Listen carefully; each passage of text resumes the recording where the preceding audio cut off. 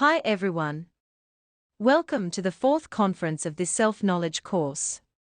Today we will study a very important topic for our path to self-knowledge. The 7 centers of the human machine.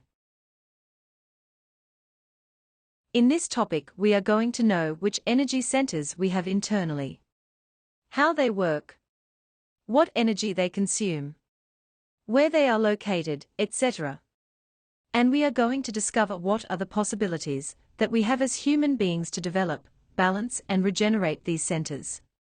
We will know what functions they fulfill, what is their activity during daily life, and the most important, how to save energy.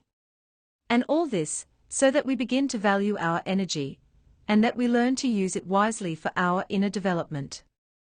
So, let's see what are these energy centers that we all have and how to balance them. The centers are energy points that allow the development of various functions of our physical body. We have 7 energy centers, and it is important to clarify that when we speak of centers, we refer to something that belongs to the physical world, and therefore to the physical body. I clarify this, so that we can differentiate these from the chakras, since although the centers, the chakras and the churches of wisdom are closely related, the chakras belong to the soul, the churches of wisdom to the spirit, while the centers belong to the physical body. So these 7 centers are located in our physical body along our spine. But, we are going to explain each center in detail. The first one is the sexual center. It's located at the level of the coccyx, which is the lowest bone of our spine. The energy that this center manages is our sexual energy, and its function is to create, since our sexual energy is creative. And this center has 3 possibilities of creation. We can create through suprasex, through normal sex, or through infrasex. This means that every time we have sex, this center comes into activity and we are creating. If we practice suprasex, which is the practice of superior sex that we already taught in topic number 1 of this course, and when practicing suprasex we don't spill our sexual energy through orgasm and ejaculation, but we channel it through our spine. We are going to create what we can call the children of light, which is the creation of the existential bodies of the being, which are the internal bodies that will allow us to have a conscious presence in the different dimensions of nature. On the other hand, if we practice normal sex, this is also practicing sexuality without spilling sexual energy, that is, without reaching fornication, but with the intention of having a child. In this practice, a single sperm, the strongest, will be directed by the Divine Mother to fertilize the egg, without the need to waste all the millions of sperm contained in the semen. By doing this practice, we will be creating a physical child. We will be reproducing the species. But if we practice infrasex, which is having sex without a transcendental purpose, and we pour out our sexual energy through orgasm or ejaculation, we will create the ego within us. We will create more and more of those ways of being or psychological defects that has trapped and conditioned our consciousness. That is why it is extremely important that we begin to practice suprasex, to stop creating the ego, and begin to create ourselves internally. The physical sense related to this center is touch. Since it is through touch, kisses and caresses, that sexual potency is activated for the practice of suprasex, and that is how we come to create. The defect that manages this center is laziness. Since our lazy defect is the one that doesn't allow us to start our inner work, nor does it allow any creation to be achieved in us. The second one is the instinctive center. It's located at the height of the sacrum, in our spine. The energy that this center uses is the vital energy. It is in charge of managing all the waters that are inside us. Therefore, this center oversees the health of the physical body and the reproduction of all our cells. It has 2 functions, a mechanical one and a conscious one. Its mechanical function is to learn. Learning through desire and repetition. Once we desire something, we want to taste it. And once we have tasted it, it remains engraved in the memory of our waters. And every time we find ourselves in the same situation, we feel the same desire, and we want to repeat it over and over again. Therefore, the sense related to this center is the sense of taste. And the defect related to this center is greed. Because once we've tried something and liked it, we always want more and more. The conscious function of this center is to apprehend, which is to capture the deep meaning of any situation experienced, without keeping it in memory, because it is captured by our conscience. Thus, we will be knowing from our consciousness, and not just remembering. This center manages all the metallic atoms of our mercury. Within them is contained our ego. And also, this is the center that manages our karma.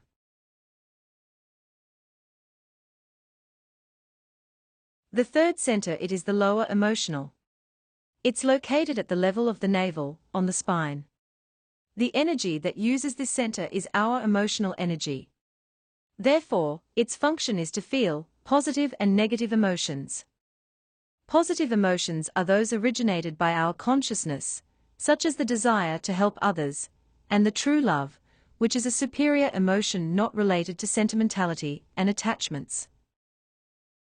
Negative emotions are those that make us feel pleasure or pain, attraction or rejection.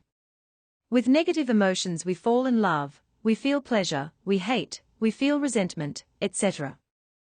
We must learn to balance this center, because it is the one that manages the fire. The fire in us is that stimulus that we use to carry out all the actions. So, if we do not learn to consciously manage the center, we will always continue wasting all our emotional energy on those emotions that constantly take us from pleasure to pain, and we will not have the stimulus to do the practices that will allow us to awaken our consciousness. The sense related to this center is the sense of smell. Since smell activates emotion, and you can see how through slow and deep breathing, we calm down when we are emotionally agitated. The defect that manages this center is lust. Since it is our lust that drives our internal fire and makes us feel that characteristic emotional burning. The fourth one is the inferior intellectual center. It's located at the level of the heart, upon the spine. The energy that this center uses is mental energy. And its function is to think, devise, plan, project, remember. Before doing something, we first plan it. That is why it is said that thoughts are the origin of actions. When we think, even if we don't know it, we are beginning to create. Thus, the quality of our actions is determined by the quality of our thoughts. So, we need to learn to self-observe this center. Since we don't observe our mind, we let it talk like a parrot, and it spends a lot of energy. Actually, the best way to think is not thinking and knowing to listen to the voice of the heart. When we achieve non-thinking, the wisdom of our inner Father can come to our hearts as intuition, which is pure wisdom. The sense that manages this center is hearing. And the defect that manages it is pride. The fifth one is the motor center.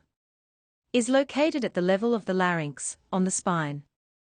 It manages our motive energy, as this is the center of the movement. It oversees all our actions and words. When driven by our ego, this center is completely mechanical. We are like zombies. We learn to do something, and we perfect those movements until the thought process is not involved at all. As when we learn to brush our teeth, or to walk, or to drive, and we already do it without the participation of consciousness at all. We do it mechanically, thinking and feeling lots of things while the body mechanically performs the action. What's more, we are so mechanized that if we think when this center works, we could even die, for example, when we are driving. Its function is to do. And this center manages our will, and as it is managed by our psychological defects, our actions will be influenced by them. For that reason we have very good will for the ego's words, actions, and omissions. Good will for vices, parties, fights, fornications, laziness, etc. And very bad will for the things of the consciousness, like meditating, reflecting, eliminating defects, being born spiritually, sacrificing ourselves for humanity, etc. And unfortunately, what we, human beings, do the most is talk any kind of nonsense, and we almost never say or do useful things, thus, clumsily spending the energy of this center. The sense that is related to this center is sight. And the defect is anger. Those were the first 5 centers, and they are the centers that are fallen and unbalanced in us, because they are constantly used by the ego to manifest itself and feed on our energy. Now let's look at the centers that are not fallen and that function balanced. They are our 2 higher centers, that when activated, will allow us to self-observe, judge ourselves, make radical changes within us, and access our own inner wisdom. The first of these 2 is the superior emotional center. It is located in the pituitary gland or hypophysis. It uses energy of consciousness. Its function is to judge and measure effects. The sense that this center manages is that of self-observation or clairvoyance. And in most human beings, the sense of self-observation is atrophied due to lack of use. To start regenerating this sense of self-observation, this third eye, we must start directing our attention towards our inner world. To discover all the psychological defects that constantly manifest in us, and that are the true cause of all our conflicts and bad reactions. And start judging our defects ruthlessly. The defect related to this center is gluttony. Since gluttony represents our imbalance, that tendency to go to extremes. The last one is the superior intellectual center. It is located in the pineal gland and manages the energy of the pure spirit. Its function is to know. Here we find the seat of our inner Father, which is the wisdom of our consciousness. The sense that manages this center is polyvoyance. And the defect related to this center is envy.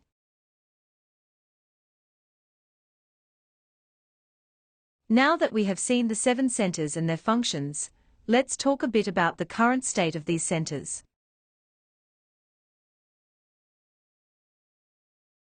In all human beings, the centers are unbalanced, because hardly anyone is truly interested in working on himself. And almost all human beings do not know themselves. For this reason, we must begin the work by knowing these centers, stop wasting our energy, eliminating the defects that steal it from us, and begin to use this energy to make superior creations in ourselves. We must know that the instinctive center, as a producer of energy, supplies energy to all the lower centers. Overnight, while the physical body rests, this center provides each of the lower centers with the necessary quota of energy to function properly during the next day, and the surplus energy is deposited in the sexual center. At the beginning of the day, each of us starts with full batteries. And we start spending energy every time we use a center. Since we are not in self-observation and practicing psychological death, from the moment we wake up, we begin to incessantly spend our mental energy on all kinds of useless and redundant thoughts. We spend our motive energy speaking all kinds of unnecessary words, and thus all the energy of our centers. When we arrive at noon, we have already exhausted the energy of our centers, and we feel tired. And to continue functioning, the centers steal energy from the sexual center. In turn, for the sexual center to work, it only has the leftover energy from the other centers, since it was previously looted by them during the day. To make this situation worse, a very few humans know about suprasexuality. And when they practice sex, they make efforts to extract the energy through orgasm and ejaculation, and all energetic reserves are extracted to entertain ourselves. With this constant mismanagement of our energies, our energy centers are completely unbalanced, and in this way, we do not have the energy to unfold ourselves to the astral plane. Much less do we have enough energy to create through sex, the bodies or vehicles, that will allow us to have a permanent and conscious presence in the higher dimensions of nature. Now, what can we do to balance the energy centers? If we are going to balance the centers, we need to start observing them. The second step is to learn to save energy, so that the sexual center is not looted. So, what we have to do is begin to awaken the sense of self-observation, by at all times directing our attention to our interior to discover, when any of these centers enters into activity, the defects that want to manifest themselves through them, to steal energy. We will discover them by passing all our words, actions, thoughts, and emotions through a filter of rectitude. By reflecting on whether what we are thinking, feeling, doing, or saying is true, fair, or beneficial to our inner being, that is to our consciousness. Or if it is just a manifestation of one of our defects. If so, it must die. So, to balance the centers, we must begin to practice the four rights: right thinking, feeling, talking, and acting. What is the right thinking? When you start thinking about something, you must reflect if those thoughts you are having are coming from your consciousness, or is from one of your psychological defects. If you see that it is, for example, a thought of worry or conceit, criticism, gossip, lust, etc., and you understand that it is a defect, you must ask your consciousness to eliminate it, mentally asking, Divine Mother, eliminate this defect. And continue in self-observation. The same with feelings, words, and actions. What is the right feeling? Reflecting on whether the emotion you are feeling comes from your consciousness, or if it is a psychological defect. If, for example, you feel worried, or you feel anxiety, fear, anger, sadness, sentimentality, jealousy, etc., you will easily know that this feeling is not from your consciousness, but it is from a defect and must die. What is the right action? Observing yourself when doing something to find out the defects that are manifesting to make you act mechanically and eliminating them. And what is right talking? What are you saying? If it is not true, fair, or useful, it is a defect talking and it must die. Right thinking is not thinking and listening to the voice of the heart, which is intuition.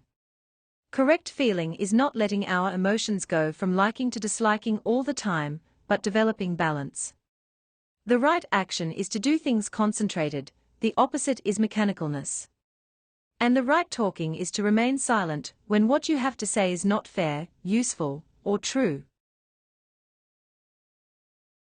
By practicing this strategy, we will begin to save energy. And this will allow us, using sex wisely, to create the superior bodies of the being, that will allow us to have full representation in all dimensions. And well, this has been today's topic. Thanks for assisting. All questions can be left in the comment section. We invite you to join us in the next conference, in which we will talk about the dimensions and where they are in us. Until next time.